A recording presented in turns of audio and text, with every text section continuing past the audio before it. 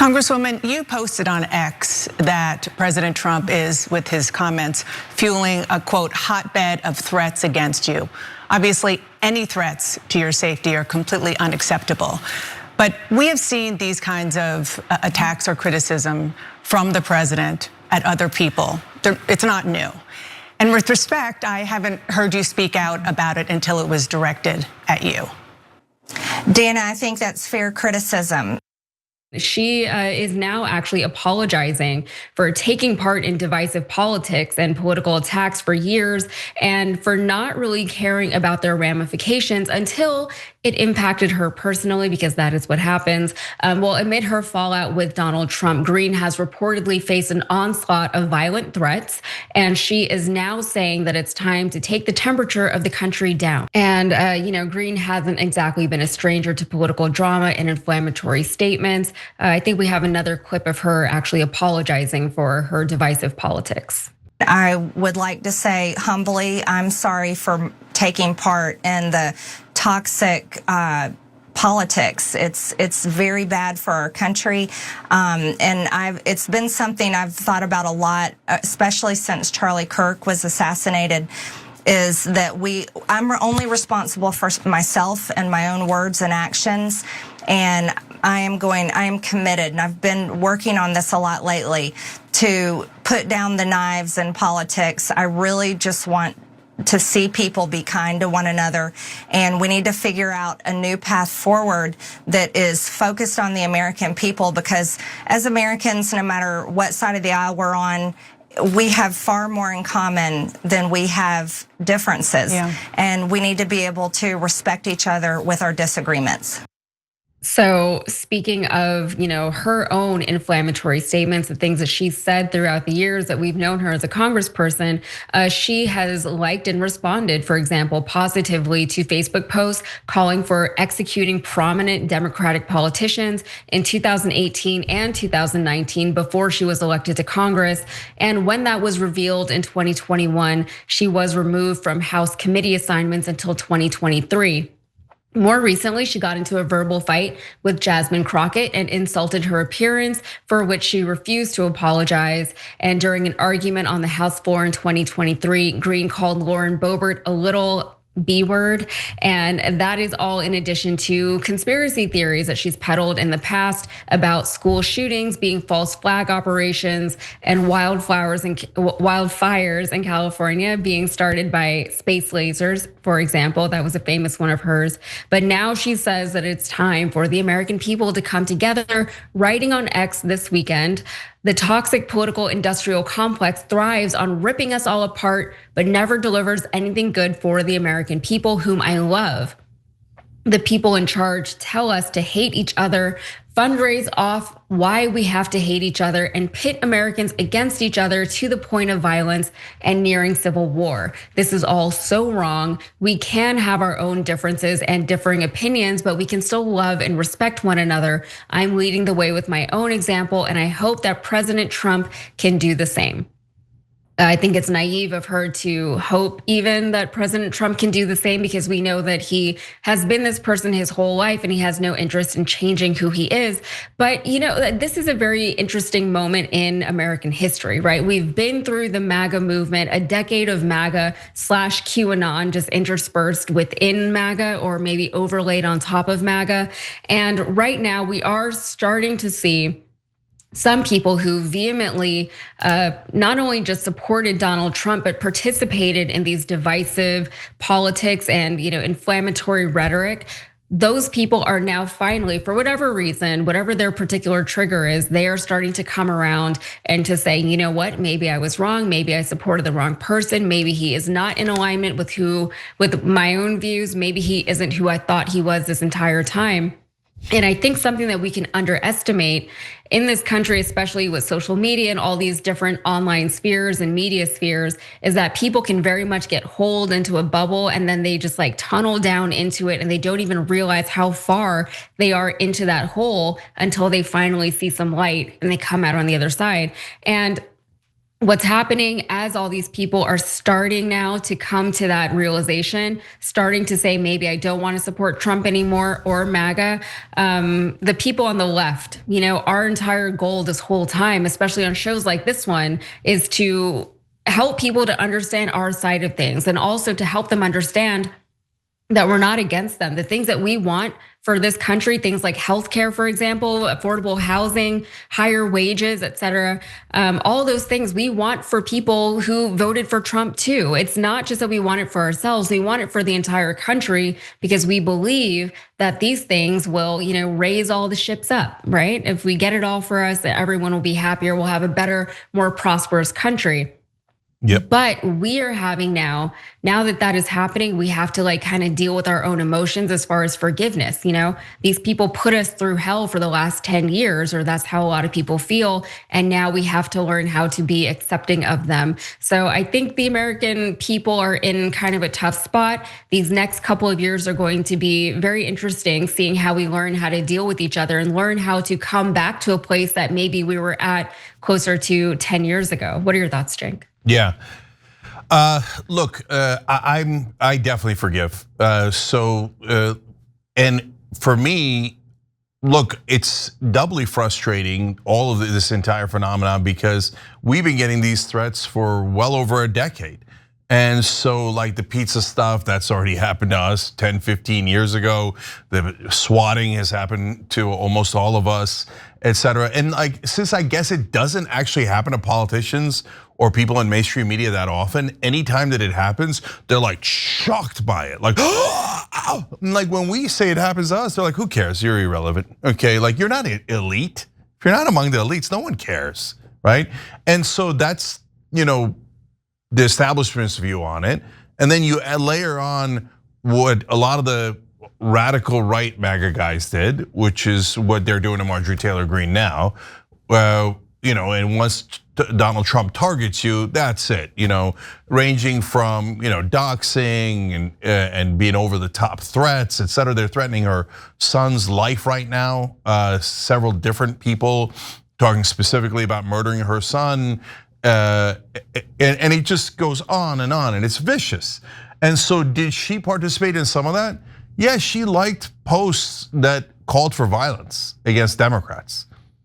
That's terrible, okay? So now, but wait a minute, I said I forgive. Why? Because guys, whenever people come in the right direction, say yes. Like that's not complicated, right? So is Trump coming in the right direction? No, hell no. He's continuing to do the same exact things he did before. The real problem is Marjorie. She's a traitor, everybody. Target her, right? So now Marjorie realizes, oh, that's what's been going on. Oh, some people, not all people, but some people on our side are a little Looney Tunes, right? And when they see Trump saying that, they go, yeah, Marjorie, when they saw you saying that, they also were animated in the same way, but she now recognizes it and has apologized for it. No, you can't ask for more than an apology. What else do you want, right? Mm-hmm. So, and look, have we been, pretty harsh in our language from time to time? Yeah, okay. So, am I dialing it back? Barely. So why? Look, guys, there's different lines, right? We have never crossed the most important line, and it's one of the most important rules we have at TYT. And I appreciate that people across the political spectrum have given us credit for this. We have always been, and I think the most consistent on any side, for nonviolence. Our whole defining trait is nonviolence. We're for peace. We're for peace in the world. We're for nonviolence in this country. My role model is Martin Luther King, civil disobedience with absolute commitment to nonviolence. So we've never crossed that line, and so we got nothing to apologize for there. On the other hand, now people are saying words like traitor and Nazi, et cetera, are too far, and they rile people up too much to attack others. Both sides have said Nazi a lot of times. Both sides have said traitor a lot of times. So, okay, I'll try to stay away from those, right? I'm trying to adjust. But at the same time, no, there's nothing wrong with calling Lauren Boebert a bitch. That's what Marjorie Taylor Greene did. Well, that doesn't call for violence against her. That's just like her opinion, man. And do I think Donald Trump is Israel's bitch? Yeah. And I'm gonna say that 1,000 times. Did I think Joe Biden was Israel's bitch? Yeah. So that's just being honest. That's not, well, that's nowhere, that's not within a million miles of violence. I'm just telling you what I think of the guy, right? So I think she's come a long way in going in this direction, which is the correct decision. I'll definitely take it. And I encourage everybody else to do that. And by the way, last thing on it, yes, is that Tucker Carlson and Anna did a show together the other day. We'll put it up on tyt.com/press. And they were both talking about, hey, things that they regretted. And Tucker listed a bunch of things he regretted saying. Anna said some things she regretted saying throughout the years, right? Can I pause to say that no matter what you think of Tucker Carlson or Marjorie Taylor Greene or us, by the way, that's kind of a nice moment. That's a moment of Americans going, wait a minute, maybe we're not each other's enemies. And maybe the real people in charge, the elites, are getting us to fight, and we should stop fighting each other and realize who's actually causing the problems. That's what I'm calling the Great Awakening. So I think people are beginning to realize the establishment is the real opponent, political opponent that we have. You see that? I toned it down a little bit. Yeah, I think it goes beyond just a great moment though, Cenk. I think it's what needs to happen if we even have a hope of moving forward as a country in the post-Trump era or just any era. Like we have a lot of things that are coming for us in the coming years that we're gonna have to fight against. We have AI, we have climate change, and who else knows what else is going on the geopolitical stage, but there's a lot of things that we will need to be unified for. And as a country, we need to learn how to just apologize to each other and to realize that, all of us, we did play a role in what happened to this country. Even if we weren't vocal about it, we certainly felt, alienated from our neighbors. And that wasn't I know it's been 10 years of this, but that really wasn't an overwhelming feeling prior to the Trump era. We can blame it on Trump if you want. You can blame it on social media, whatever the case was. It's been about 10 years of this, and it's hard to remember what life was like before that. And I think if we're going to move forward, we have to be accepting of people whenever they do say, I'm going to try to be better with these things. And you apologize for the things that you've done. And as far as apologies go, Cenk, you've touched on this a little bit. That's one of the biggest criticisms that I personally have with cancel culture. Is even if somebody does come out and apologizes for the thing that they've done, which is, what people say they want from these people once they've been canceled, but once they do, they are almost never forgiven, right? It's always like, oh, they didn't mean it. Oh, some PR person wrote this for you. Oh, you're just gonna nothing has changed, blah, blah, blah. You're not actually sorry. And it's like, what do you want from people, right? They have all these ideas in their heads like, oh, you have to donate to charities and you have to show, this many years of contrition and, you have to be working against the thing that you've said. And it's also arbitrary, but we hold these people to such high standards, and we should. I'm not saying we shouldn't hold, especially politicians, more than celebrities, but it's not that we shouldn't hold them to high standards, but we do need to be open to, if you're working forward, if you're in earnest working towards something better, then great, I have to be accepting of that. And I have to a certain degree, assume that you are doing so with your best intentions. And it's hard. It's very hard because we don't trust each other anymore. But we're gonna have to try. Yeah, one last quick thing here. One of our members on Twitch wrote in with a good counterpoint. Canadian in Hawaii said, just to be clear, she said like 2 weeks ago, she still believes in a national divorce. Like WTF are we even talking about here? So brother, that's a good point, right? And so I get it. And you always have to be on your guard, especially with politicians, right? So I'm not absolving anyone of all of their, not only mistakes of the past, but their current positions, et cetera. I disagree with Marjorie Taylor Greene on dozens of issues, right? But she seems to be headed in the right direction. If our answer for headed in the wrong direction and headed in the right direction is the same answer, well, that doesn't make much sense, does it? And it certainly doesn't give people much of an incentive to go in the right direction. And Yaz is right, I've seen polling where when people apologize, it barely affects the numbers at all.